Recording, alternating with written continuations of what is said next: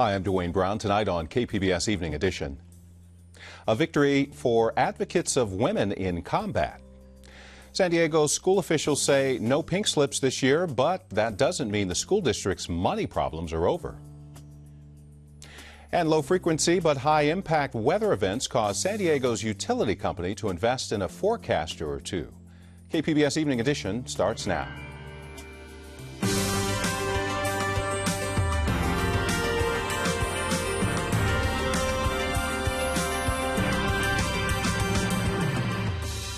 KPBS Evening Edition is made possible by Joan and Erwin Jacobs and by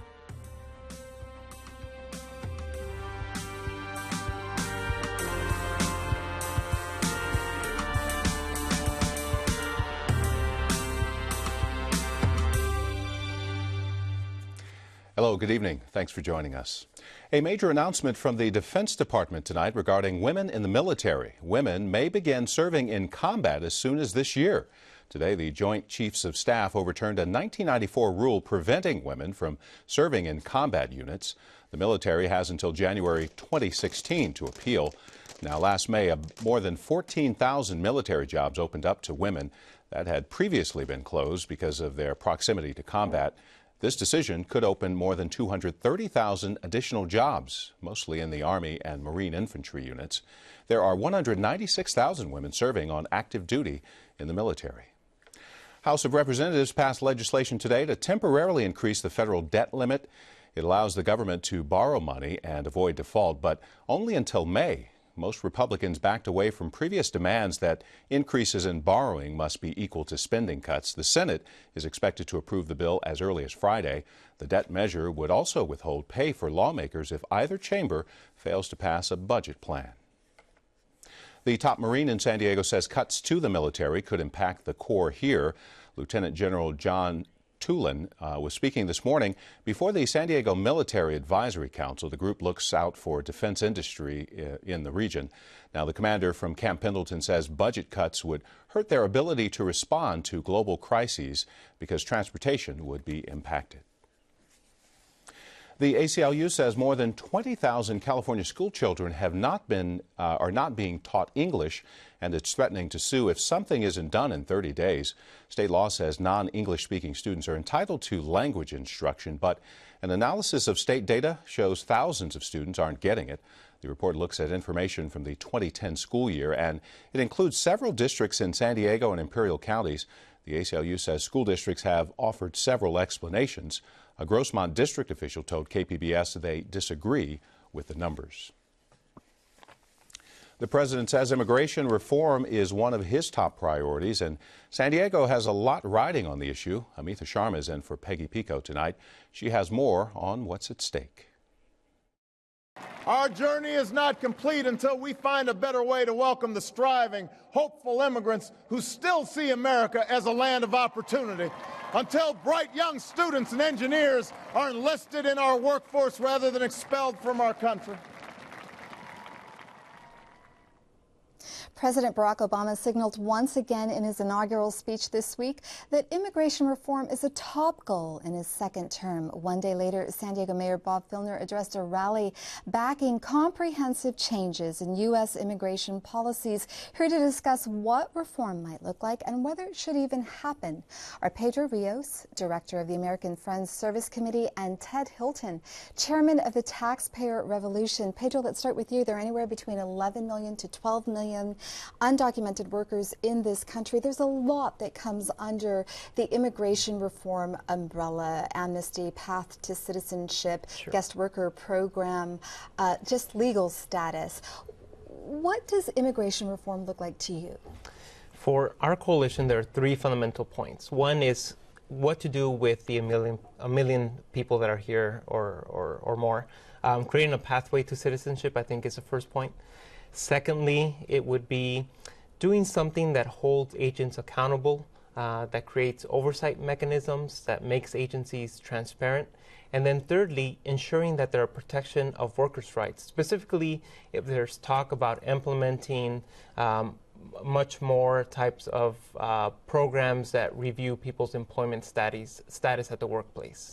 And Ted, where do you stand on immigration reform? What do you want to see happen? Well, first of all, Pedro and I agree there are about 7.5 million illegal migrants working in the United States. You had said 11 or 12, but that's the total number of people. Right. Residents, right. So what we're looking for is for the Department of Social Services to become an employment office. And we have 4 million welfare recipients who say they can't find jobs. So they need to get those jobs for those people. As well, the prisoners and the parolees who come out of prison are paroled to the streets. We have a 70% recidivism rate. So we need to have those people gain employment.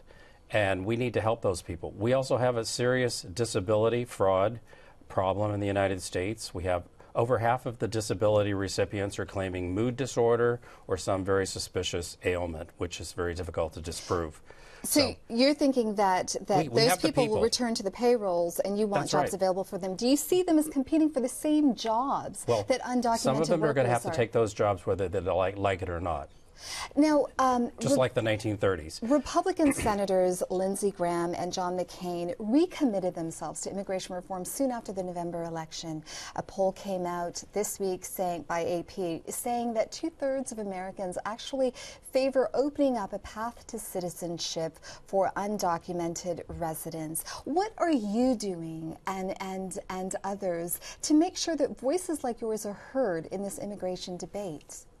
Well, we're educating the public as much as we can. We have congressmen that don't agree with that and that know that we have an entitlement problem in the United States. In the 1930s, half of the legal immigrants left the United States. We had Caucasians picking the crops. Today, there are so many entitlement programs, food stamps, subsidized housing, welfare, free lunch for your children at school. These things didn't really exist in the 1930s. People just did the jobs. Now everyone has an excuse. They find some type of benefit and they stay on that benefit. And we can't go down that path any longer. We just don't have the money. We're $16 trillion in debt in this country.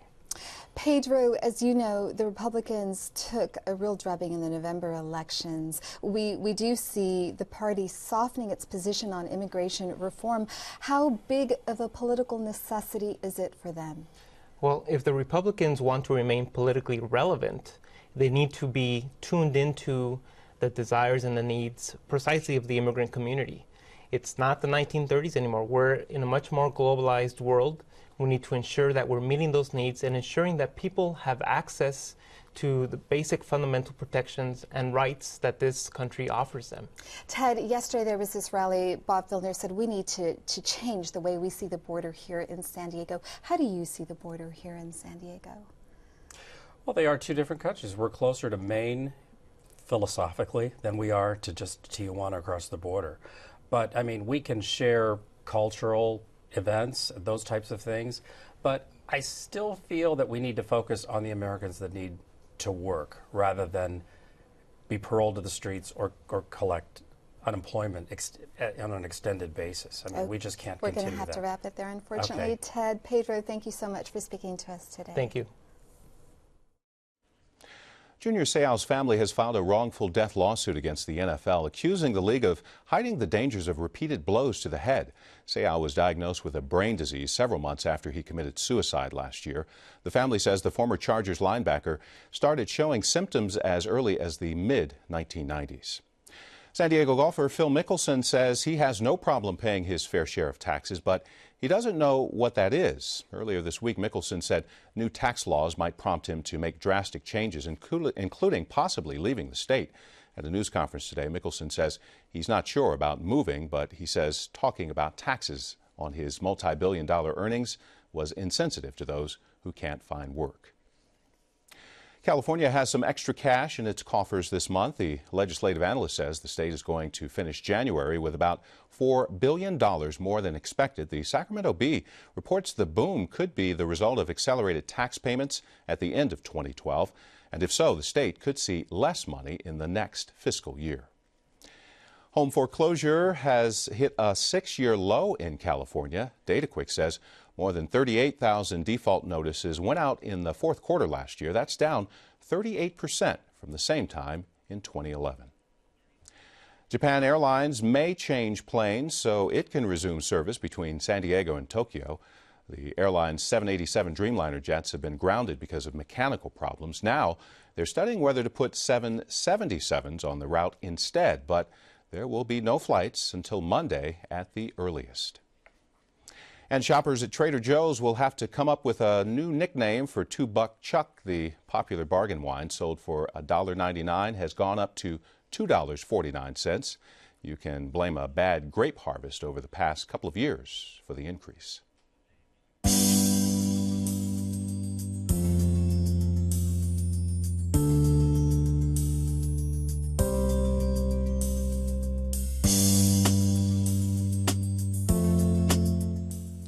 San Diego Unified School District has passed a resolution opposing the restart of the San Onofre nuclear plant unless the plant's operator undergoes a rigorous review.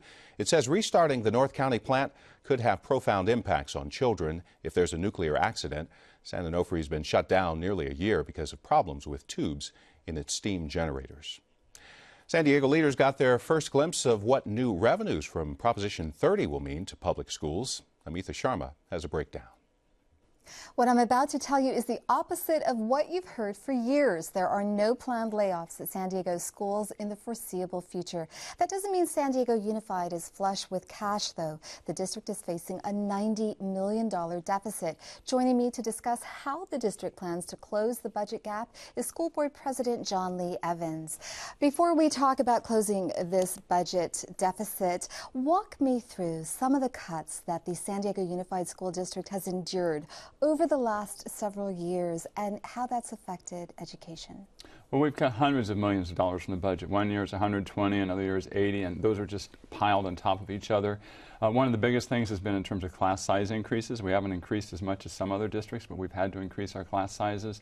And then all of the auxiliary services, librarians are virtually non-existent in the district. We're very limited in terms of counselors and nurses, and in terms of support staff, we have almost none. And so there's so many tasks at the school that can't be handled properly. So it really does have an effect on the total academic program. Our teachers have been struggling and doing the best job that they can, but it's been very difficult. So going forward, how do you close a $90 million budget gap without layoffs? Well, we looked at the traditional model of where you lay people off and automatically it saves millions of dollars, but it's just kind of like taking a meat cleaver, sort of like the federal sequestration, without really being thoughtful about it. And what we decided to do this time was do a very focused reduction of staff, but through attrition. So we are looking at reducing our teaching staff by about 300 teachers next year, which is pretty significant. But we have several hundred who leave each year, and we're going to make adjustments so that we don't have to replace the majority of those teachers. But isn't there a downside to attrition? Well, no, because it's much more orderly. When we have layoffs, it's strictly on the seniority model. So, for example, last year we had one school with about 26 out of 28 of their teachers were laid off because we just go through the whole seniority thing. Everybody gets moved around.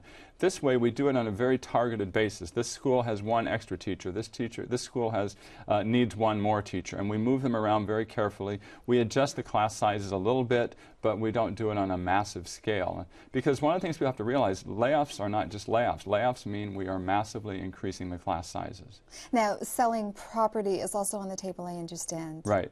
Is that a short-term solution? I mean, there has been some criticism of that. Is that a short-term solution? Well, it certainly is a short-term solution, but if there's any year where we really should be making a short-term solution, it is this year, because Proposition 30 has passed. There is more money over the next 7 years that is gradually coming into education, so we're going to be in better times.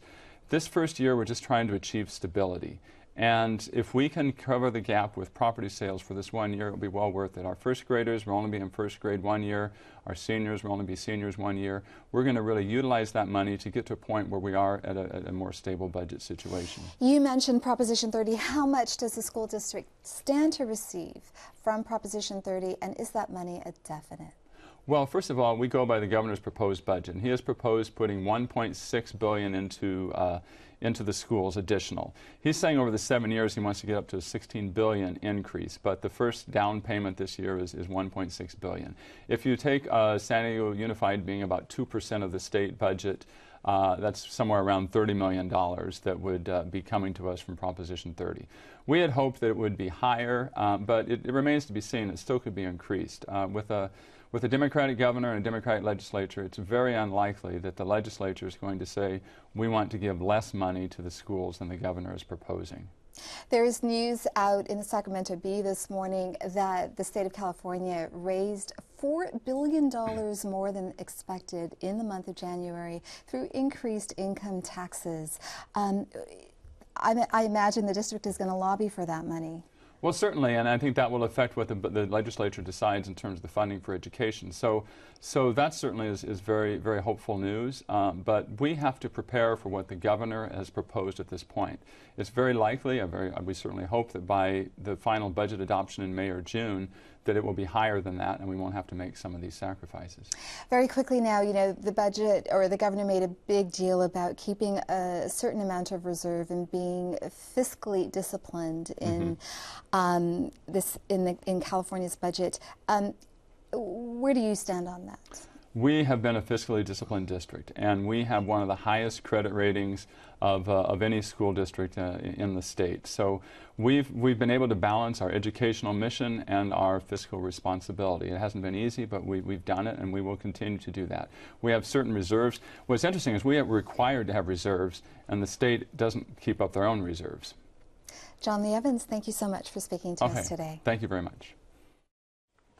The Salk Institute in La Jolla will use a $42 million grant to explore some of the causes of chronic illnesses. KPBS health reporter Kenny Goldberg says it's the largest award in the Institute's history. The $42 million gift comes from the Helmsley Charitable Trust. Salk Institute officials say the money will fund researchers from a variety of disciplines, including stem cell biology and gene therapy. They'll be searching for genetic origins of chronic illnesses like diabetes and Alzheimer's disease. Salk President William Brody says the initiative came about in an unusual way. The idea sprang really from almost a coffee table lunchtime discussion of a group of scientists saying, you know, what can we do about chronic illness? And they began to think of the role of the immune system and genomics, and together sort of brought this group of people together. So Dr. Ron Evans will play a big part in the project. He directs the Gene Expression Laboratory at Salk. Evans says the grant opens the door to some wonderful opportunities. This will allow us to assemble one of the most technically sophisticated genomic centers in the country for a specific purpose, under a specific timeline, with a large amount of money to achieve our goals. So we think it's going to be transformative. With this new grant, Salk is now 2/3 of the way towards its goal of raising $300 million. Kenny Goldberg, KPBS News. A Carlsbad company has been named one of the greenest in the world. Life Technologies placed 33rd on the list of the most sustainable corporations. The company was cited for reducing its energy and water use and producing less waste and carbon emissions. An invasive bug the size of a grain of rice is wiping out thousands of acres of oak trees in San Diego County. KPBS reporter Susan Murphy tells us exotic insect invasions are a growing problem here. This isn't the sound you expect to hear in the serenity of the San Diego County mountains, but these workers, armed with chainsaws, are racing against an invasive creature on a path of destruction. The gold-spotted oak borer beetle has killed 80,000 oak trees in the county over the last decade. The Cleveland National Forest has taken the brunt of the massive die-off. This is probably the worst invasive insect problem that these oak trees have ever experienced. And as we can see with the tens of thousands of dead oak trees, the problem is only going to get worse over time. Mark Hoddle is a biological control specialist at UC Riverside. Oh, 2. Look at that. Bonus. He says the trees are ultimately killed after the beetles burrow their eggs in the underside of the bark and the hatched larvae eat away at the tree. So you can see how extensive that is. So when you have hundreds or sometimes possibly thousands of these beetle larvae feeding in these trees that are dying around us, They're essentially cutting the tubes that move the nutrients up and down the tree, and the tree ends up ultimately starving because these tubes have been cut and they can't get their food or water anymore. The infested trees typically die within 3 to 5 years, a rapid mortality for 150-year-old oaks.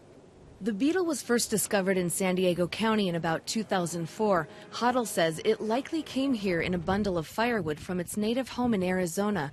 There, the beetle is hardly visible because its predators keep it in check. And here in California, where the climate's great, there's tens of thousands of oak trees for it to attack and no natural enemies. Boom, the populations have exploded, and we're seeing the consequences of that now. Roger Kovalt is supervising park ranger at Heisey Park and Campgrounds near Julian, the epicenter of the invasion. His crew has cut down 800 dead trees so far, with hundreds more to go.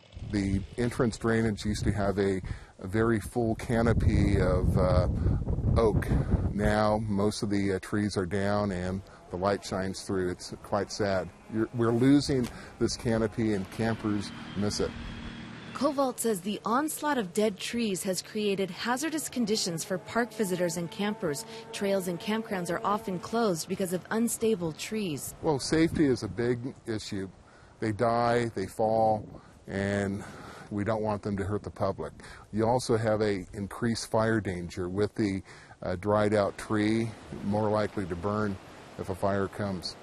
The oak borer has a single-generation life cycle and lives for 1 year, but it's capable of producing more than 100 eggs, with 70 to 80% hatching and producing larvae. Thousands of acres of oak forests in San Diego County face an ecosystem collapse if these beetles can't be contained. The acorns are essential for deer and rodents. Woodpeckers store their nuts in these trees, and they're home to dozens of birds. And areas that are shaded by these oak trees often hold water and keep these areas damp, and in those areas we find unique plant and animal species that can only live in these moisted areas underneath the shade of these giant oak trees. And all that's in peril now as these oaks die. Hoddle says invasive species are an accelerating problem in Southern California. Exotic insects are becoming established in the region, an average of 1 every 40 days. He says population growth, tourism, and increasing trade are to blame. So some recent examples, in addition to the gold-spotted oak borer, are brown widows, which many people are now finding in their backyards. We have problems in our citrus orchards now with Asian citrus psyllid, which is native to the Indian subcontinent and Southeast Asia. We have problems with something called the spotted-winged Drosophila, which is a very small fly, which now attacks our blueberries, raspberries, and blackberries. Hoddle is on a mission to track down the gold-spotted oak borer's enemy before it decimates oak forests all the way to Oregon and beyond. He's specifically looking for a parasite that attacks the beetle's eggs and larvae. We've begun those surveys in southern Arizona. We're expecting that this process may take at least 5 years before we can get natural enemies into California to release against the gold-spotted oak borer. Hoddle says the question is, in 5 years, will there be any oak trees left to save? Susan Murphy, KPBS News. I'm Gwen Eiffel on the next news hour. Retired Ambassador Thomas Pickering on his investigation into the attack on the U.S. compound in Benghazi, Libya. That's Wednesday on the PBS NewsHour. Military and civilian officials are deciding whether to make it easier to call in military planes to help fight wildfires. Under current rules, the military planes can't be called up unless all the civilian and commercial firefighting aircraft are in use or unavailable. San Diego Gas and Electric is learning a lot from the devastating 2007 wildfires in Southern California, especially about the impact weather has on the electrical system.